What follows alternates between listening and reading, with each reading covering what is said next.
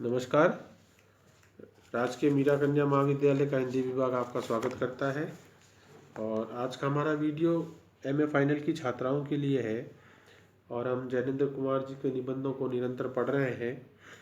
और आज हम जो राजनीति का संशोधक साहित्य निबंध है उस पर पिछली कक्षा में हमने बात की थी। आज हम उसी को आगे बढ़ाएंगे और बात करेंगे कि जैनेंद्र जी साहित्य और राजनीति का और क्या संबंध इसमें तलाशते हैं। जैनेंद्र कुमार लिखते हैं, जब साहित्य और राजनीति इतने निकट और संयुक्त है तब जान लेना होगा कि यदि अपने आप के प्रति सच्चे होना है और साथ ही परस्पर एक दूसरे की परिपूर्ति करना है तो उन दोनों के बीच क्या संबंध रहना चाहिए। यानी राजनीति और जब साहित्य दोनों इतने पास की चीज़ें हैं तो हमें देखना चाहिए कि इन दोनों के बीच में संबंध क्या है या इन दोनों के बीच में कैसा रिश्ता होना चाहिए। हम जानते हैं कि दोनों अपने लक्ष्य दर्शन में भिन्न पड़ जाते हैं और दोनों का जोर जीवन के विभिन्न पहलुओं पर है। यानी राजनीति हो चाहे साहित्य हो, दोनों का जोर जो है वो अलग अलग पहलुओं पर होता है और दोनों जो है अपने लक्ष्य दर्शन में भिन्न रह जाते हैं। साहित्य के निकट मनुष्य अपने निज रूप में प्रस्तुत है, वहाँ उसकी सत्ता का ही मूल्य है, उसकी संपदा का नहीं। यानी साहित्य के निकट जो है वो मनुष्य बिल्कुल नितांत निजी रूप में जाता है, एक व्यक्तिगत के तौर पर जाता है। वहाँ उसकी सत्ता का ही मूल्य है, संपदा का नहीं। यानी वहाँ जो है वो मनुष्य की खुद की जो एक सत्ता होती है, इंडिविजुअलिटी होती है, उसका वहाँ पर मूल्य है। साहित्य के लिए मनुष्य साध्य है, ना कि साधन। साहित्य का टारगेट क्या होता है? मनुष्य, मानवता, मनुष्यता, वह उसके लिए साध्य होता है। यानी साहित्य कोई क्यों लिख रहा है? क्योंकि उसको मनुष्य और मानवता से सरोकार है, वो एक साधन नहीं है। राजनीति की और बात है, लेकिन राजनीति की बात और है। वह मनुष्य गौण है, वह उसका मूल्य कूदते समय देखा जाता है कि उसके पास क्या है, क्या साधन संपदा है, वह किस चीज़ का प्रतिनिधि है। ये फर्क है। साहित्य में मनुष्यता केंद्र में होती है और राजनीति में उस मनुष्य की संपदा, उसकी पहचान को देखा जाता है कि भैया वो क्या है, उसके पास साधन संपदा कौन सी है, किसका वो प्रतिनिधि है। वहाँ उसकी संपदा का प्राधान्य है और उसी के आधार पर उसका मूल्यमान आंका जाता है। राजनीति में महत्व की बात यह है कि मनुष्य कितनी शक्ति, प्रभाव, धन या वस्तु संपदा का स्वामी है। किसी पार्टी, संघ या तत्वाधान की सदस्य संख्या के नाते वह कितने लोगों पर अपना प्रभुत्व रखता है, वह कितने लोगों का प्रतिनिधित्व करता है। और राजनीति में क्या होता है, क्या देखा जाता है? मनुष्य की शक्ति, उसका प्रभाव, उसका धन, उसकी संपदा, ये चीज़ वहाँ पर बहुत महत्वपूर्ण हो जाती है। हम देखते ही हैं भारतीय राजनीति में जो है हमारे धन और ताकत का कितना बड़ा इस्तेमाल होता है। अब तो खैर बहुत चुनावों में बदलाव आ गया, लेकिन एक ज़माना था जब 15-20-25 साल पहले तो राजनीति में पूरी तरह से जो है ताकत और पैसे का ही जोर चलता था। उस चीज़ को बहुत धीरे धीरे अब बदलाव आया है। और तो वो तो सोचिए जैनेंद्र के टाइम तो कितना रहा होगा, इसीलिए वो ये कह रहे हैं कि राजनीति में किसका महत्व है। मनुष्य उस मूल्य उस मनुष्य का नहीं जो अनुभव करता है, सोचता है, पर उसका है जो वोट देता है, काम करता है। बहुत महत्वपूर्ण बात कह रहे हैं, व्याख्या के लिए अंडरलाइन कर लेना आप कि मूल्य किसका है? उस मनुष्य का नहीं है जो सोचता है। सोचने वाले नहीं चाहिए, कबीर के समय भी नहीं चाहिए थे। इसीलिए कबीर की भी पंक्ति साफ आपको याद होगी कि सुखिया सब संसार है, खावे और सोवे, दुखिया दास कबीर है, जागे और रोवे। यानी जो जाग रहा है, जागना मतलब ही तो सोचना हुआ। सोचने वाला मनुष्य तो जागेगा। जो खाए पिए मस्त है उसको कोई परवाह नहीं है समाज की और किसी की। तो राजनीति को किस तरह के मनुष्य चाहिए? जो खाए पिए और सोए। अगर कोई मनुष्य सोचेगा तो वो तुरंत दिमाग में उसका आ जाएगा मुझे लड़ाया जा रहा है, या मुझे किसी के खिलाफ किया जा रहा है, या मुझे झूठे प्रलोभन दिए जा रहे हैं। तो अगर सोचने वाला व्यक्ति तो होगा तो मुश्किल कर देगा राजनीति में। इसलिए जो है ऐसी चीज़ लाई जाती है, वहाँ पे ऐसे लोगों का ही वो ध्यान रखा जाता है और उनका ही मोल होता है। वहाँ आंतरिक सारभूत मूल्य को नहीं, बाजार दर को अवकाश है। और राजनीति में क्या होता है? आंतरिक मूल्य। आप ये कहें कि साहब मैं बहुत अच्छा हूँ, मेरा बहुत अच्छा स्वभाव है, वो राजनीति के लिए काफ़ी नहीं है, वो साहित्य के लिए काफ़ी हो सकता है। वहाँ पर तो जो है वो बाजार दर, यानी अभी क्या भाव चल रहा है उसका बात जो है वो होता है। मनुष्य को वहाँ गुण से नहीं वस्तु से परखा जाता है। और मनुष्य को वहाँ किससे परखा जाता है? वस्तु से परखा जाता है, उसके गुणों के से नहीं परखा जाता। गुणों से तो साहित्य में भी नहीं परखा जाता कई बार, केवल राजनीति को ही हम क्यों कहें। समाज में बहुत जगह पे गुणों की कोई कदर नहीं होती है, केवल राजनीति ही थोड़ी है उसमें। समाज में रिश्ते नाते हर जगह आप देख लो तो पैसे का ही तो वर्चस्व है। राजनीति को तो हम हमेशा ऐसे ही कहते हैं, बाकी दुनिया में कौन सा रिश्ता समाज या कौन सा कोई जो होता है जहाँ इसकी महत्ता नहीं है, इससे इनकार हम कर पाए। हर आदमी की उपयोगिता या अनुपयोगिता इस बात पर निर्भर करती है कि वह कहाँ तक एक साध्य विशेष को प्राप्त करने में कार्य, श्रम और सुविधाजनक साधन बन सकता है। राजनीति में उसी मनुष्य का महत्व है जो यह सिद्ध करे कि वो कहाँ तक जो है सुविधाजनक साधन बन सकता है। यानी अगर किसी बड़े राजनेता को या किसी को अपना कोई काम करवाना है, भीड़ में रैली इकट्ठी करनी है या किसी भी तरह का कोई वर्क कराना है, तो उसी से तो उपयोगिता सिद्ध होगी। आपको अब कल कहे कि भाई गाड़ी लेके जयपुर चलना है और आप बोल दो नहीं साहब मैं तो पढ़ाई कर रहा हूँ, मेरा अभी एग्जाम आया हुआ है, जरूरी है, तो फिर आपकी उपयोगिता कहाँ रहेगी राजनीति में। जबकि दूसरा कोई बच्चा या लड़का ये बोल दे सर मैं तो 3 दिन फ्री हूँ, मैं आपकी गाड़ी लेके चलूंगा, चला भी मैं लूंगा और जयपुर में आप अपने काम कर लेना सब, मैं 3 दिन आपके साथ ही रहूंगा। तो आप ही बताइए उपयोगिता किस मनुष्य की ज़्यादा रहेगी और किसकी कद्र होगी राजनीति में। ये वाली बात जो है वो है। राजनीति में मनुष्य की स्थिति उतने ही अंशों में न्याय है जितने अंशों में किसी सरकार या पार्टी का आज्ञाकारी सेवक हो रहता है। चूंकि साध्य वहाँ सरकार है और मनुष्य मात्र साधन है, और चूंकि साध्य ही वहाँ साधन की प्रामाणिकता के लिए पर्याप्त है, इसी से जो लोग वहाँ उस साध्य के साथ संगति नहीं साध पाते वे निरर्थक हो जाते हैं। और राजनीति में इसीलिए जो साधन होता है, जो वो सरकार होती है जो, तो वहाँ पर उन्हीं को जो नहीं साध पाता है वो फिर व्यर्थ जो है उसमें चला जाता है, फिर उसके वहाँ पर जो है कोई जो है उसकी कोई फिर सार्थकता नहीं रहती है।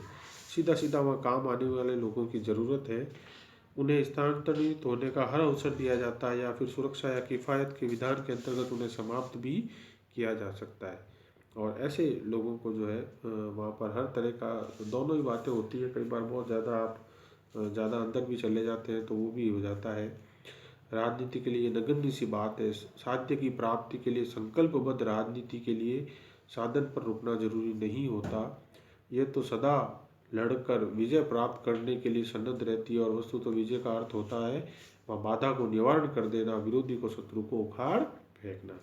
और राजनीति जो हमेशा लड़कर किसी भी तरह से हासिल करना है, किसी भी तरह से कुर्सी चाहिए, किसी भी तरह से सत्ता हाथ में होनी चाहिए, फिर चाहे तो दुश्मन को उसको उखाड़ फेंकना पड़े या विरोधी को बदनाम करना पड़े या विरोधी का जो है कुछ भी आप मतलब अब तो कल्पना भी नहीं कर सकते एक ज़माने में क्या होता था राजनीति में और क्या मतलब जो है।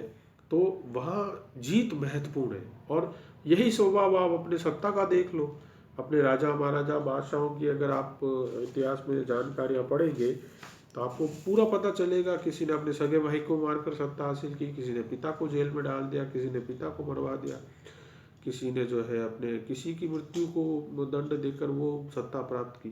ठीक, तो राजनीति सत्ता का स्वभाव रहा है विरोधियों को रास्ते से हटाना। जितने युद्ध होते थे सोचिए आप, कल्पना कीजिए ना कि बड़े बड़े राज्य होते थे वो एक दूसरे पर हमला करते थे, हजारों सैनिक मारे जाते उसमें, हजारों क्या कीमत किसके लिए मारे जाते थे वो। उनमें से दोनों में से एक को किसी को सत्ता ही तो हासिल करनी होती थी। भाई बड़ा राज्य वो ये चाहता था छोटा राज्य मेरे अधीन आ जाए, और नहीं आ रहा है तो उसको हमला करके कब्जा करना है। तो उसकी कीमत कौन चुका रहा है फिर? उसकी कीमत चुका रहा है जो आम आदमी है, जो मारा जा रहा है युद्ध में। और वो तो अब उसका स्वभाव है जो है वहाँ। निश्चय ही प्रत्येक को सर्व के लिए जीना और रहना सीखना होगा। जैनेन्द्र कुमार क्या कहते हैं? हम मनुष्य को दूसरों के लिए जीना सीखना चाहिए। धार्मिक मनुष्य के लिए वही सर्व भगवान है, नैतिक मनुष्य के लिए वही शिव है, सत्य है, कलाविद के लिए वही सौंदर्य है, और जो दूसरों के लिए जीते हैं, दूसरों का कल्याण सोचते हैं, वही सत्यम शिवम सुंदरम की हमारी अवधारणा वाला मनुष्य है, वही सब कुछ है। और राजनीतिक के लिए वही सर्व है, सर्व सत्ताधीश सरकार, यानी वह सरकार, वह राजनीतिक व्यवस्था जो दूसरों के लिए चलती है, दूसरों के लिए जीती है, दूसरों का ध्यान रखती है, वही तो हमारे लिए कल्याणकारी सर्वसत्ताधारी सरकार है। पर ये जो सरकार है अन्य आदर्शों की तरह सूक्ष्म नहीं है, सूक्ष्म व्यक्ति के व्यक्तित्व और अपने को लाभता नहीं है। सूक्ष्म होने के बजाय सरकार तो बेहद स्थूल है। अब सरकार जो होती है वो साहित्य की तरह सूक्ष्म नहीं होती, थोड़ा साहित्य भावनात्मक और वो अनुभूति पर आधारित हो जाता है, साहित्यकार भी वैसा हो जाता है। वहाँ उतनी सूक्ष्मता से काम नहीं चलता, वहाँ थोड़ा स्थूलता आना बहुत जरूरी है। वह मनुष्य को बंधनों में जकड़ सकती है, उसे पचा जा सकती है, उसे मौत के घाट भी उतार सकती है। इस तरह से जो है वह मनुष्य को बंधनों में जकड़ देती है और उसको मौत के घाट भी उतार देती है। स्वायत्त अधिकार हाथ रखकर सरकार अपने शासित मानवों से अपने विधान और नियमों को पूरी तरह मनवा लेती है और उनसे उनका अचूक पालन भी करवा लेती है। ये तो सरकार में होता ही है, दंड का भय, ताकत का भय, उससे वो पूरा अपना काम करवाती है और कई बार बेहद जरूरी हो जाता है ऐसा करवाना, नहीं तो अराजकता छा जाए। तो वह अपना जो है पालन करवाना उसको आता है। अपने संगठन में वह इतनी कसकर सर्व सत्ताधीश हो उठती है कि व्यक्ति के व्यक्तित्व के स्वतंत्र विकास के लिए कोई अवकाश नहीं रहने देती। और कई बार ये हमने जैसे रूस में देखा था कि कई बार सत्ता या कई देशों में ऐसी तानाशाही सरकार भी आ जाती है जहाँ पर फिर मनुष्य के खुद के विकास का या उसकी इंडिविजुअलिटी का कोई फिर वहाँ अवकाश नहीं रहता, यानी वहाँ फिर वो स्कोप नहीं छोड़ते। वहाँ पर अगर आप जैसे ही सत्ता के विरुद्ध या कुछ ऐसे तानाशाह के विरुद्ध कुछ बात कर दो, कैसे दुनिया के कई देशों में हुआ है, तो वहाँ आपको फिर वो जो है नहीं रहने देते लोग। हमारे साहित्यकारों को दुनिया भर के में कई जगहों पे लेखकों को इसी कारण जेल में डाला गया, देश छोड़ के भागना पड़ा, कईयों ने आत्महत्या कर ली इसी कारण से की वो, क्योंकि वो सत्ता के खिलाफ हो गए थे, उसकी आलोचना करने लग गए थे।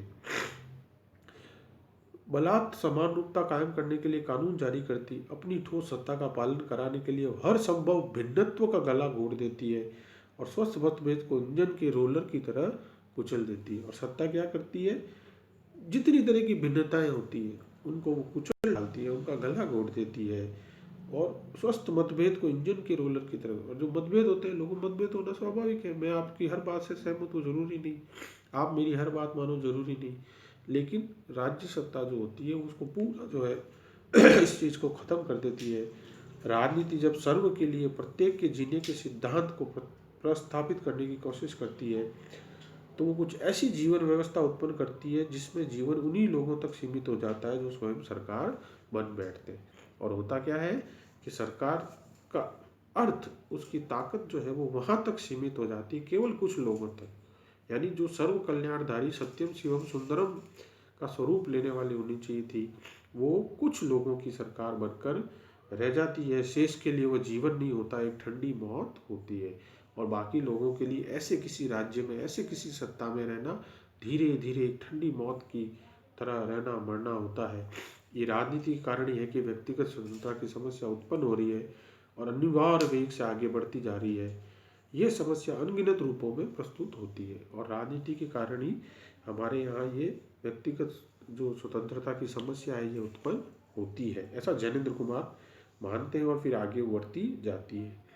अल्पमत की समस्या, होड़ा होड़ी और संघर्ष में पड़े हुए समुदाय, वर्गों और संगठनों की समस्या। राजनीति अधिक से अधिक इन समस्याओं के साथ खिलवाड़ कर सकती है और एक समस्या को हल करने की कोशिश में वह दो नई समस्याएं खड़ी कर सकती है। और इस तरह से वह कुछ समस्याओं को समाधान करने जाती है, लेकिन वो एक नई समस्याओं को जो है वह पैदा कर देती है।